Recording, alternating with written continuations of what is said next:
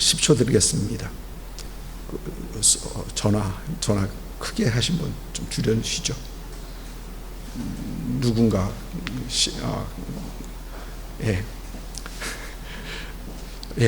우리 같이 하나님의 말씀 살펴봅니다. 지난 데살로니가 전서를 여러분들과 함께 살펴보고 있습니다. 지난주에는 우리가 잘 알고 있는 그런 말씀을 살펴봤었죠. 항상 기뻐하라, 쉬지 말고 기도하라, 범사에 감사하라 라는 그 말씀 속에서 우리는 그 어떤 상황 속에서도 기쁨을 선택해야 되고, 또 우리는 기도 중에 하나님과의 관계, 하나님과 교통이 항상 열려있음을 우리는 열려 있어야 되고, 또 우리는 범사에 감사함으로 행복한 신앙생활을 할 수 있다라는 그런 말씀을 여러분들께 드렸었습니다. 항상 기뻐하시고 쉬지 말고 기도하시고 범사에 감사하시는 그런 여러분들 수 있기를 주님의 이름으로 다시 한번 축복합니다. 계속해서 데살로니가 전서를 살펴봅니다. 오늘은 데살로니가 전서 마지막 시간이 되겠습니다. 함께 은혜 받을 말씀은 데살로니가 전서 5장 19절부터 28절까지 말씀입니다. 19절부터 28절까지 말씀 우리 한 목소리로 같이 죄송합니다. 한 절 안 더 교독하도록 하겠습니다. 좀 기네요. 성령을 소멸하지 말며 범사에 헤아려 좋은 것을 취하고 악은 어떤 모양이라도 버리라. 평강의 하나님이 친히 너희를 온전히 거룩하게 하시고 또 너희의 온 영과 혼과 몸이 우리 주 예수 그리스도께서 강림하실 때에 흠없게 보존되기를 원하노라. 너희를 부르시는 이는 미쁘시니 그가 또한 이루시리라. 형제들아, 우리를 위하여 기도하라. 거룩하게 입맞춤으로 모든 형제에게 문안하라. 내가 주를 힘입어 너희를 명하노니 모든 형제에게 이 편지를 읽어주라. 우리 주 예수 그리스도의 은혜가 너에게 있을지어다. 아멘. 데살로니가 전서를 보면 4장에서부터 사도 바울은 이제 본격적으로 예수님의 다시 오심, 예수님의 재림에 대해서 얘기하기 시작합니다. 4장에서는 주님의 다시 오심을 확신하는 그런 말들을 하고 있고, 또 5장에서는 주님께서 분명히 오시긴 오시는데 그 날짜, 시간 우리가 알 수 없다라는 걸 얘기하고 있고, 또 이어서 주님 다시 오심을 기대하며 기다리는 성도들은 어떠한 신앙생활을 해야 하는가에 대해서 사도 바울은 4장부터 5장까지 쭉 이어서 지금 얘기하고 있습니다. 지난주에는 조금 전에 말씀드린 것처럼 항상 기뻐하라, 쉬지 말고 기도하라, 그리고 범사에 감사하라 라고 했다면, 오늘 말씀에서는 주님 다시 오실 때까지 우리 안에 계신 성령님, 우리 안에 계신 성령님에 대해서, 그리고 영적 질서에 대해서 오늘 사도 바울은 얘기하고 있습니다. 함께 살펴봅니다. 먼저 19절을 보니까 성령을 소멸하지 말라라고 되어 합니다. 19절 이 영어 성경을 보니까 이 NIV 성경을 보면은 do not put out the Spirit's fire, do not put out the Spirit's fire 이렇게 되어 있고요. 또 우리말 성경 공동 번역을 보니까 성령의 불을 끄지 말고, 그런데 현대인의 성경을 보면은 성령님의 활동을 제한하지 말며, 이렇게 좀 번역이 되어 있습니다. 여러분 여기 살펴보면은 이 개역 개정 번역과 또 영어 성경 NIV 그리고 공동 번역은 해석이 비슷합니다. 소멸이다, 또 put out Spirit's fire, 그리고 또 성령의 불을 끄지 말라. 이것들은 거의 비슷한 같은 말들입니다. 그런데 현대인의 성경에서는 불을 소멸하는, 끄는 그런 내용은 없고 활동을 제한하지 말라로 번역하고 있습니다. 여러분 그 이유는 우리 성령님은 우리가 불을 끄듯이 소멸할 수 있는 분이 아니기 때문에 그렇습니다. 그래서 결국 내용은 비슷한데 그렇게 번역을 하고 있습니다. 여러분 우리 성령님께서는 우리 모든 믿는 사람들 안에 내주하고 계시는 삼위일체의 하나님이시죠. 삼위일체 하나님이십니다. 성령님께서는 하나님이십니다. 여러분, 저와 여러분이 예수 믿었을 때, 우리가 예수 믿게 하시는 분도 성령님이십니다. 우리는 우리가 믿었다고 생각하지만 여러분, 절대 그렇지 않습니다. 성령님의 은혜가 있어야 성령님께서 믿게 할 수 있어야, 그래야지 믿게 되는 겁니다. 또 예수 믿는 우리 안에 그때부터 성령님께서 우리 안에 와 계십니다. 내주하고 계십니다. 내주하고 계시는 성령님이십니다. 여러분, 에베소서 4장을 보니까 에베소서 4장에서 사도 바울은 하나님의 성령을 근심하게 하지 말라, 그 안에서 너희가 구원의 날까지 인치심을 받았느니라 라고 합니다. 그런데 여러분, 여기서 구원의 날까지 인치심을 받았다, 여러분, 이 말은 떠나지 않겠다는 얘기입니다. 구원의 날까지, 그 마지막 예수님 다시 오실 그날까지 우리 성령님은 우리에게서 떠나지 않겠다라는 얘기합니다. 말입니다. 우리 성령님께서는 우리 안에 계셔서 주님 오실 그때까지 우리 안에서 계시고 우리 안에서 함께 일하시는 분이십니다. 여러분, 성령님께서 하신 일은 무엇일까요? 보면 성령님께서는 우리의 죄를 깨닫게 하십니다. 여러분, 우리가 죄를 지을 때 특히 믿는 사람들 그렇습니다. 성령께서 우리 안에서 이러면 안 되는데, 그렇죠? 근데 그 이러면 안 되는데 누가 하는 겁니까? 성령님께서 우리 안에서 이러면 안 된다라고 지적해 주시는 거예요. 그래서 성령님께서 우리의 죄를 깨닫게 하십니다. 그리고 우리로 하여금 회개케 하십니다. 맞다. 우리 죄를 깨달으면 우리 성령님께서는 회개해야지. 여러분, 그래서 우리가 어떤 죄를 지었을 때, 잘못했을 때 곧바로 하나님 잘못했습니다. 하나님 잘못했습니다, 그러는 거예요. 혹시 죄 진데도 묵상하시고 그냥 그대로 지나가진 않으시죠? 여러분, 그래서 성령께서 우리 안에서 죄를 깨닫게 하시고 죄를 회개케 하십니다. 또 성령께서는 우리 안에서 예수님을 증거하십니다. 예수님께서 그가 오시면 그가 나에 대해서 너에게 증거할 것이다 라고 우리 주님께서 분명히 말씀하세요. 그래서 우리 안에서 확신을 주시는 분은 성령님이세요. 우리 안에서 누가 뭐래도 하나님 살아계시고, 누가 뭐래도 예수님 벌하셨고, 누가 뭐래도 예수님은 승천하시고 다시 오실 것이다 라는 이 확신을 누가 주십니까? 여러분, 성령님께서 주시는 거예요. 그러니까 설명을 할 수도, 어떤 때는 설명이 잘 안 됩니다. 어떤 때는 증명하라면 증명 안 되는데 그럽니다. 그러나 우리 안에 있는 것은 확신입니다. 왜? 성령께서 우리 안에 이 증거를 해주시기 때문에, 증거해 주시기 때문에 그렇습니다. 성령께서는 우리로 하여금 믿게 하시고 우리를 구원하시고, 또 우리 안에 성령의 열매, 즉 주님의 성품을 닮아가게 하십니다. 우리 안에서 계시면서 계속해서 우리를 주님 닮게 하시려고 얼마나 노력하고 힘쓰시는지. 우리 성령께서 일하십니다. 우리 안에 계실 뿐만 아니라 이렇게 일을 하고 계시는 것입니다. 또 우리 성령님께서는 우리가 예수님 다시 오심을 준비하는 그런 신앙생활을 하기에 도우시는 우리 성령님이십니다. 여러분, 이런 성령님 우리가 쉽게 불 끄듯 쉽게 껐다 켰다 할 수 있을까요? 네, 그러지 못합니다. 그러면 오늘 말씀에서 성령을 소멸하지 말라라는 이 말은 현대인의 성경에서 번역한 것처럼 성령님의 활동을 제한하지 말라라는 그것으로 우리는 더 이해할 수 있게 되는 것입니다. 우리 안에 역사하시는 그 성령님을 우리는 억제하지 말라라는 겁니다. 억누르지 말라는 것입니다. 여러분, 이것은 성령님께서 우리에게 주신 그 감동, 성령의 감동, 성령님께서 일하시는 것을 우리가 억제하고 누르지 말라는 것입니다. 여러분, 그러면 우리는 우리 안에 계신 성령님께서 일하시는 것을 우리가 억제할 수 있습니까? 예, 있습니다. 성령님께서 우리 안에서 활발하게 일하셔야 되는데 우리가 그 성령님을 누를 수가 있다는 것입니다. 여러분, 재밌는 것은 우리 성령님께서는 일하시는 공간이 이 안이에요. 우리 내부에서 우리 성령님께서 역사하십니다. 이 말은 우리의 연약한 육체의 제재를 받으실 수밖에 없다라는 거예요. 우리 안에서 일하시기 때문에, 또 우리가 성령님과 우리가 항상 싸우는 것은 우리의 생각과 우리의 정욕입니다. 항상 싸웁니다.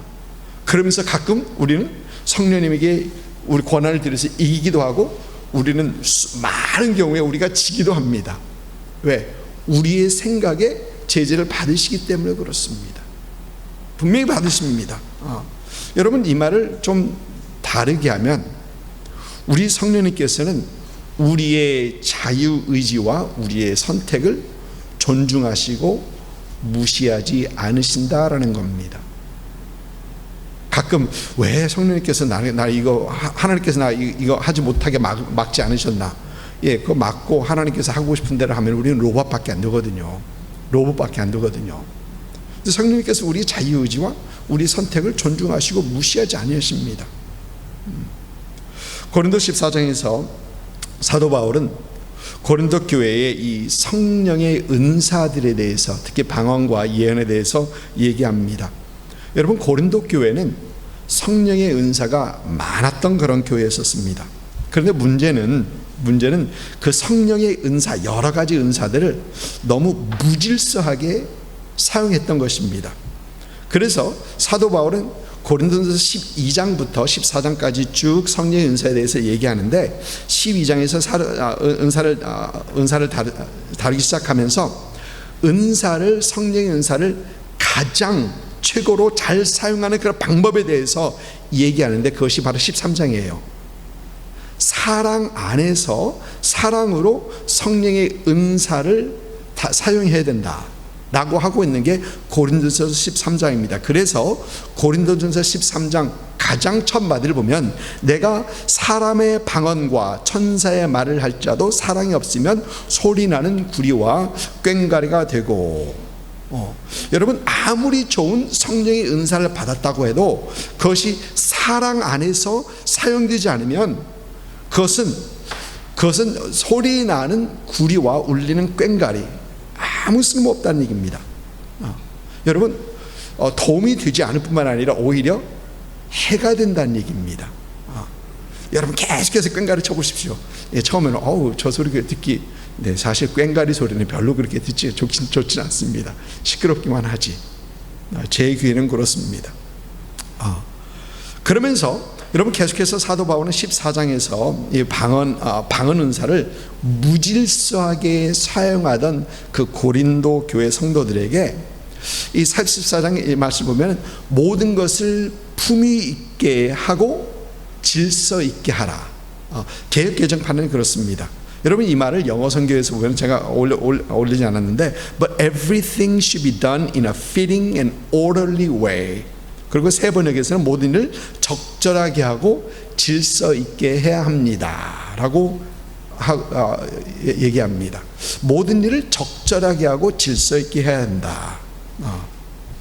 그러니까 여러분, 질서 있는 방언 은사를 사도 바울은 얘기를 하고 있는 것이죠.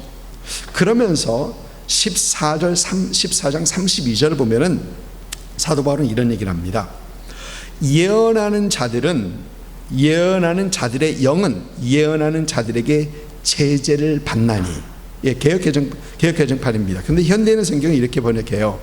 예언하는 사람은 자기 자신을 다스릴 수 있어야 합니다. 여러분, 무슨 얘기입니까?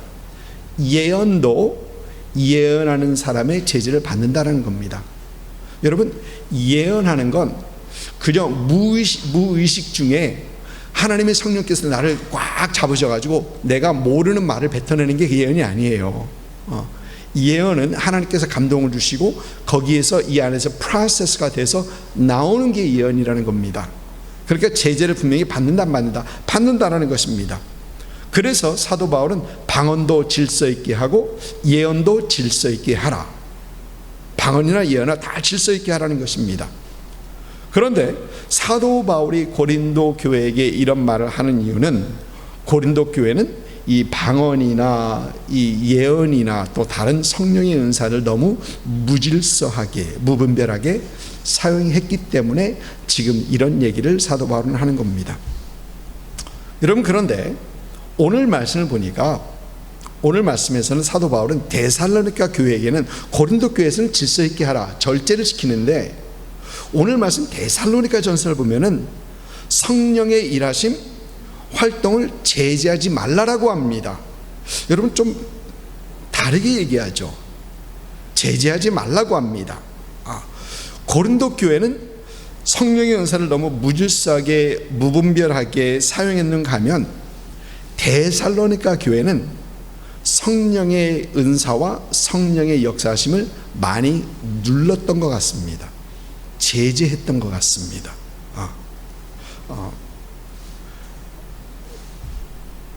여러분 요즘도 비슷한 상황들이 분명히 있습니다. 어느 교회는 사실 너무 질서 없이 영적인 것이다 라고 하면서 그냥 막 나가는 교회들, 여러분 막 나가는 교회들이 없지 않아 분명히 있습니다. 성령의 은사, 성령의 역사라고 하면서 이것저것 모든 걸 다 합니다. 모든 걸 다 하는 그런 교회들이 있습니다. 여러분 혹시 기억할지 모르겠습니다. 90년대 후반쯤 되는 것 같습니다. 90년대 후반쯤 되는 것 같은데, 어떤 많은 교회들이 성령의 은사라고 하면서 여러분 기억하시죠? 쉐이킹, 막 떠는 거, 그리고 바닥에서 굴르는 것, 그리고 심지어 짖는 것, barking, shaking and barking. 혹시 기억나시는 분 계세요? 90년대 초후반에 토론토 무브먼트 해가지고 비니어드 쪽에서 그런 것들이 많이 있었습니다. 한 번은 거기가 하나님께서 성령이 역사한다 해가지고 저희 학생들하고 이제 LA에서 전도사로 선교했었을 텐데 학생들하고 같이 가봤었어요. 학생들하고 금요일 날 한번 같이 은혜 받으러 가자 그랬어요. 근데 딱 가서 있는데 저희도 굉장히 어떤 그런 은사 사모하고 이제 그런 쪽인데 보면서 그래서 학생들에게 가자 다 데리고 다시 나왔어요. 이건 아니다라고 아니더라고요. 그래서 이 안에서 얼마나 거부감이 오는지 가자 그거 없는 걸로 해. 그래서 그냥 나왔었습니다. 몸에서 막 떨고 바닥에서 굴고 개처럼 짖습니다. 근데 이런 것들을 성령의 은사다라고 해서 수많은 교회들이 그런 걸 했던 일이 있었습니다. 그러니 여러분 또 반면에 이런 것에 대해서 거부감을 느낀 교회나 성도들은 성령의 은사는 이미 다 지난 일이다. 성령의 은사는 다 지난 일이다. 방언도 없고 예언도 없고 병 고치는 은사도 없고 오직 지적인 신앙생활만을 추구하는 어떤 그런 교회들도 분명히 있습니다. 여러분 분명히 있습니다. 미국에 현재 사역하고 계시는 그런 목사님이 있어. 목사님이십니다. 어느 분이라고 말씀드리지 않겠습니다. 그러나 이 유명한 목사님은 이 설교를 잘해요. 설교를 보면은 어떻게 저런 말씀이 나올 수 있을까? 설교를 말씀 속에서 잘 풀어서 잘합니다. 그리고 요즘 사회에서 잘못된 것들을 성경 말씀에서 콕콕 지적하면서 이 성경 말씀을 통해서 이건 분명히 잘못된 것이라고 담대하게 외치는 그런 목사님이십니다. 잘못된 것은 잘못된 것이다 라고 분명히 당당하게 확고하게 말을 합니다. 이 목사님의 모습은 사실 요즘 많은 목회자들이 배워야 할 그런 모습을 가진 목사님이십니다. 그런데 이 목사님은 성령의 은사에 있어서는 성령의 은사는 이미 다 지난 일이다. 지난 일이래요. 성령께서는 더 이상 은사를 주지 않는다. 그리고 방언을 하면 그것은 귀신으로부터 온 방언이다 라고 심지어 그렇게까지 얘기를 합니다. 너무 잘못 가르친 거예요. 그에 있어서는 지적인 것을 추구하는 그쪽으로 너무 치우친 한쪽은 막 나가는데 한쪽은 와이 누르는 그러니까 고린도 교회처럼 막 나가는 교회가 있었는가 하면 지금도 데살로니가 교회처럼 누르고 있는 그런 경향들이 분명히 있다 없다, 있다라는 것입니다. 여러분, 이런 교회에게, 이런 데살로니가 교회에게 사도 바울은 성령을 소멸하지 말며, 성령님께서 일하시는데 자꾸 제재하지 말라는 겁니다. 성령님께서 일하시게 하라는 것입니다. 성령님께서 교회에서 또 성도들의 삶 가운데 일하시게 하라는 것입니다. 여러분, 오늘 말씀 보니까 성령을, 예언을 멸시하지 말고라고 합니다. 여러분, 우리가 예언하면 앞으로 있을 미래의 일들을 말하는 것이다. 예, 맞습니다. 여러분, 예언은 미래의 일을 말하는 것이 합니다. 그러나 성경에서 말하는 예언은 그 미래의 일을 얘기하는 건 작은 일부뿐입니다. 여러분, 사도행전을 보니까 사도 바울이 예루살렘을 향하여 가는데 사도행전 20장부터 21장, 22장 쭉 나옵니다. 제자들이 성령의 감동으로서 사도 바울에게 예루살렘에 가지 말라고 하죠. 보니까 성령의 감동으로 얘기를 한 겁니다. 앞으로 무슨 일이 있었으니까, 안 좋은 일이 있을 테니까 가지 말아라고 얘기합니다. 그건 여러분 일종의 예언이죠. 그리고 계속해서 보면은 유다에서 아가보라는 선지자가 내려와서 사도 바울의 띠를 가지다가 자신의 수족을 묶고 이 띠의 임자에게 이런 일이 있을 것이다. 기억하시죠? 여러분, 그건 예언입니다. 미래를 향한 말씀. 예, 맞습니다. 예언은 미래를 향한 말씀이기도 합니다. 그러나 우리 성경에서 말하는 많은 예언들은 하나님께로부터 받은 말씀을 얘기하는 겁니다. 하나님께서 주신 말씀을 그대로 선포하는 그것을 얘기합니다. 여러분, 그래서 종교개혁가들, 칼빈이나 루터 같은 사람들은 이 설교하는 이것을 이 예언하는, 예언의 실행이라고 그들은 봤었습니다. 이 설교도 하나님께 받은 말씀을 선포하는 예언의 일부로 그들은 봤었습니다. 그리고 초대교회에는 이런 예언, 하나님께 말씀을 받아서 선포하는 그런 사람들이 많았었습니다. 그리고 이런 사역이 활발했었습니다. 특히 고린도 교회에는 이런 예언하는 사람들이 많았던 것을 우리는 성경에서 분명히 보게 됩니다. 그런데 데살로니가 교회에서 이런 예언하는 사람, 하나님의 말씀을 대언하는 이런 사람들이 분명히 있었는데, 데살로니가 교회에서는 예언, 즉 하나님의 말씀을 대언하는 것을 멸시하고 그들은 대수롭지 않게 여겼던 것입니다. 완전히 막 나가는 쪽하고 완전히 다른 쪽으로 가고 있었던 것이죠. 여러분, 그런데 예언도 성령의 은사죠. 예언도 성령의 은사입니다. 고린도전서 12장에서 말하는 9가지 성령의 은사 중에 예언도 하나입니다. 하나님께서는 이 예언, 하나님의 말씀을 통해서 하나님의 교회를 세우시기 원하고 하나님의 교회에 덕으로 세우시기 원하십니다. 사도 바울은 이런 얘기를 하죠. 방언을 말하는 자는 자기의 덕을 세우고 예언하는 자는 교회의 덕을 세우나니. 여러분, 여기 교회의 덕을 세운다는 것은 교회를 유익하게 한다는 것입니다. 그래서 사도 바울은 예언하기를 사모하며라고 합니다. 왜? 교회를 유익하게 하기 때문에 예언하기를 사모하라라고 합니다. 그러면서 사도 바울은 이 유익하게 하는 이 예언을 데살로니가 교회에는 멸시하지 말고 경멸하지 말라라고 얘기합니다. 오히려 사모하라는 것입니다. 근데 문제는 여러분, 이 예언은 항상 필터를 거쳐야 합니다. 여러분, 이 예언은 항상 필터를 거쳐야 합니다. 어떤 분들은 어느 분에 가서 이 어떤 예언을 받고 싶어서, 기도 받고 싶어서, 예언 받고 싶어서, 여러분, 그런 어떤 미신적인 어떤 그런 신앙을 가지고 있는 분도 없잖아 있어요. 그런데 이 예언은 항상 필터를 거쳐야 됩니다. 여러분, 왜 그렇습니까? 하나님의 영감을 받았다고 해서 저분 신령한 분이야 라고 해서 그대로 다 받지 말라는 겁니다. 그대로 다 받지 말라는 것입니다. 여러분, 요한일서 4장을 보면 이런 말씀이 있습니다. 1절부터 3절까지 말씀인데요.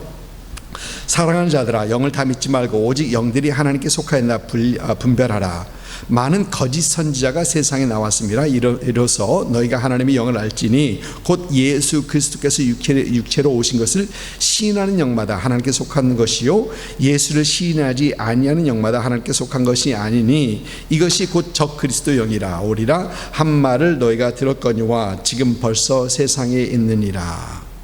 그리고 고린도전서 10장에서는 사도 바울은 예언한 자는 둘이나 셋이나 말을 하고 다른 사람은 분별할 것이요, 분별하라고 합니다. 항상 필터를 거쳐야 된다는 얘기입니다. 여러분, 그러면 어떻게 분별합니까? 어떤 분이 하나님의 말씀을 얘기하고 또 어떤 분이 예언한다고 합니다. 어떤 분이 예언하는데 1992년 10월 28일에 우리 예수님은 재림할 것이다. 여러분, 이 예언은 분명히 했던 것이죠. 다민성경에서 분명히 했던 겁니다. 그런데 어떤 분들은 이거 필터를 거치지 않았어요. 그걸 그대로 받았습니다. 신령하다라고 얘기하고 그대로 받았습니다. 여러분, 그래서 문제가 생겼던 거예요. 문제가 생겼던 겁니다. 여러분, 어떻게 우리는 시험해 봐야 합니까? 하나님의 말씀 안에서 분명히 시험해 봐야 합니다. 하나님의 말씀에 비춰봐야 합니다. 여러분, 혹 이 김기동 목사님이라는 분을 아시는지 모르겠습니다. 아시는 분도, 신앙생활 오래 하신 분들은 잘 아시죠. 이 베레아 신학에서 김기동 목사라는 분이 계셨습니다. 보니까 작년 10월에 돌아가셨더만요. 그분이 치유사역도 활발했었고 또 축사, 귀신 쫓아내는 어떤 그런 사역들도 활발하게 했던 어떤 그런 사역을 했었습니다. 그런데 교회에서 이분을 이단으로 단정합니다. 그 이유가 무엇이었느냐? 이 귀신 축사 사역을 많이 하다 보니까, 귀신 쫓아내는 사역을 많이 하다 보니까 이 귀신하고 대화를 합니다. 귀신을 쫓아가면서 너는 누구냐 그럽니다. 그러니까 그 귀신 들은 사람이, 귀신이 그 안에서 나는 어디 살든 아무개다 라고 얘기합니다. 이제 이런 것들이 몇 번 이렇게 여러 번 반복이 되다 보니까 이 김기동 목사님이라는 분이 믿지 않고 죽은 사람들이 귀신이 되는구나, 믿지 않고 죽은 영혼들이 귀신이 되는구나, 이러한 귀신론을 가졌던 겁니다. 그리고 그런 얘기를 하다 보니까 한국교회에서는 제재시키는데 제재 않습니다. 그러면서 결국 한국교회에서는 이건 성경에서 있지 않는, 성경에서 증명되지 않은 말이다라고 하면서 이단으로 취급해서 결국은 이단이 됩니다. 하나님의 말씀에 비춰보지 않고 필터가 되지 않으니까 그런 일들이 나오는 겁니다. 여러분, 사도행전 17장에 베레아 성도들을 보죠. 베레아 교회 성도. 김기동 목사의 베레아 신학이 아니고 베레아 교회 성도들을 봅니다. 그 성경은 우리에게 그 베레아 교회 성도들은 데살로니가 교회 성도들보다 더 너그러워서, 더 신사적이어서라고 합니다. 여러분, 왜 그들을 신사적이라고 합니까? 왜 그들이 더 너그러웠다고 합니까? 말씀을 보니까 그들은 그 사도 바울과 그의 말씀을 간절한 마음으로 받고 이것이 진짜인가, 이것이 그런가 하여 성경을 날마다 묵상하니라, 상고하니라 라고 되어 있습니다. 하나님의 말씀의 필터를 통해서 그 말씀들, 선포된 말씀을 확고하게 붙잡았던 것입니다. 여러분, 오늘 말씀 21절과 22절은 이 예언과 연결해서 좋은 것은 취하고 악은 어떤 모양이라도 버리라. 여러분, 여기서 좋은 것은 취하라는 것은 필터된 그런 하나님의 말씀 받으라는 겁니다. 그러나 그렇지 않은 것은 다 버리라는 것입니다. 이어지는 말씀이 21절과 22절 말씀입니다. 사랑하는 성도 여러분, 예수 믿는 우리에게 있어서 하나님의 말씀은, 이 성경 말씀은 절대적이어야 합니다. 옳고 그름을 분별하는 것에 있어서, 또 진짜와 가짜를 구별하는 데 있어서 이 말씀보다 더 중요한 기준은 없습니다. 여러분, 이 말씀입니다. 여러분, 요즘은 이 하나님의 말씀을 더 확고하게 붙들어야 할 때가 바로 오늘 시대, 요즘입니다.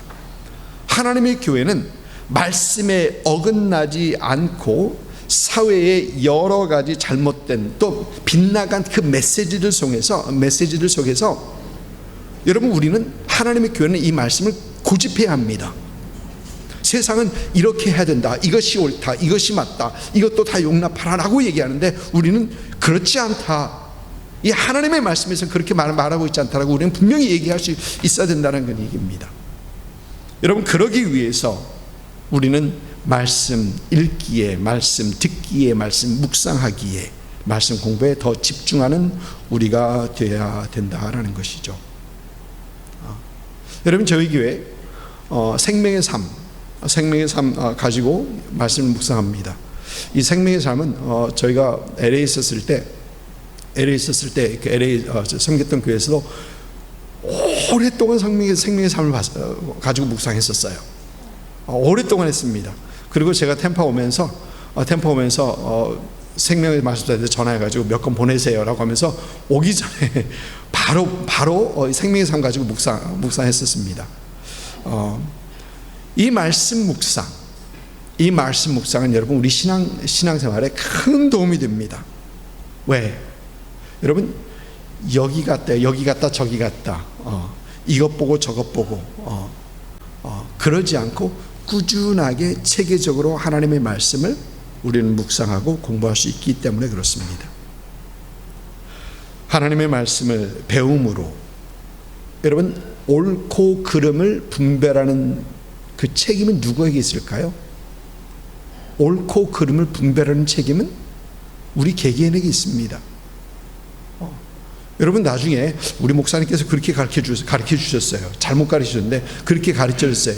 그 변호가 그 익스큐스가 통할까요? 통하지 않습니다.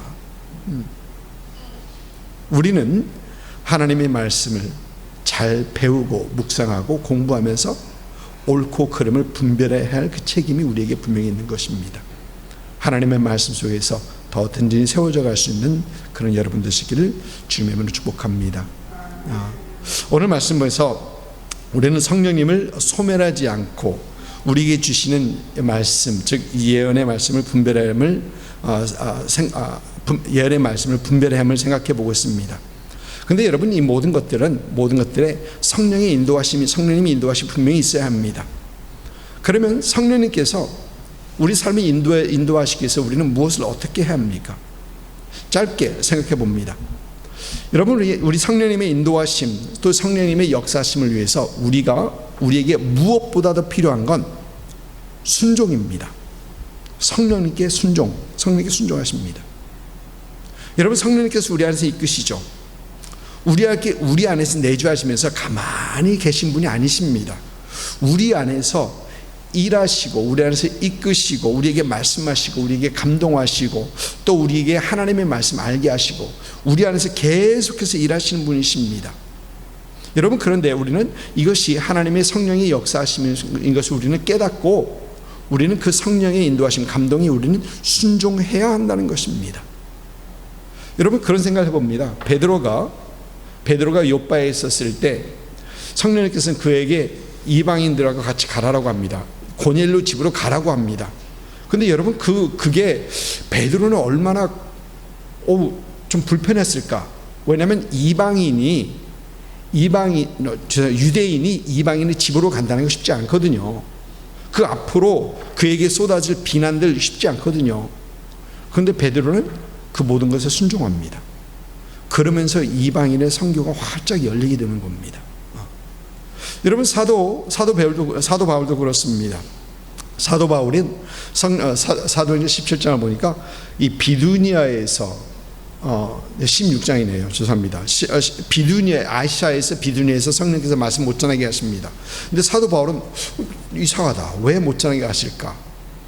그리고 자기가 계획한 그 선교의 지역의 방향이 있는데 성령께서 그것도 자꾸 거꾸로 하십니다. 많이 불편했을 것입니다. 그러나 그는 성령의 인도하심을 따릅니다. 그러면서 마게도니아에 가서 마게도냐에서, 빌립보에서, 그리고 데살로니가에서, 베레아에서 이렇게 말씀을 전하고 그 교회가 든든하게 세워지게 되었던 것입니다. 여러분, 우리는 항상 매일매일 순간순간 우리 안에 계셔서 인도하시는 성령님의 음성을 듣고 성령님께 순종하는 그런 우리가 되어야 합니다. 사랑하는 성도 여러분, 여러분, 우리 신앙생활은 우리 성령님과 함께하는 신앙생활이에요. 여러분, 절대 나 혼자 하는 신앙생활 아닙니다. 우리 안에 성령님께서 계십니다. 그 한순간도, 그 어느 순간도 성령님께서 우리와 함께하지 아니하신 적이 없습니다. 항상 우리와 함께 하시고 주님 다시 오시는 그날까지 성령님께서 분명히 함께 하십니다. 그리고 우리 성령님께서 우리를 인도하시고 우리를 이끌어 주시고 때로는 책망하시고 또 우리 예수님 함께 하십니다. 성령님의 주되심을 인정하십시오. 나의 삶 속에 성령님의 주되심을 인정하십시오. 또 성령님께서 나와 함께 하심을 기뻐하십시오. 여러분, 누구 함께 하는데 싫어 같이 가는 게 그게 아닙니다. 성령님께서 나와 함께 하심을 기뻐해야 됩니다. 그래서 성령님이 인도하심을 구하십시오. 성령님보다 먼저 가지 마시고 성령님의 인도하심을 따라가십시오. 그러면서 우리는 성령을 소멸하지 않고 하나님께서 우리에게 주시는 은사와 또 은사를 올바르게 활용함으로 하나님의 교회를 더 유익하게 하시는 그런 여러분들 되시기를 주님으로 축복합니다. 아멘.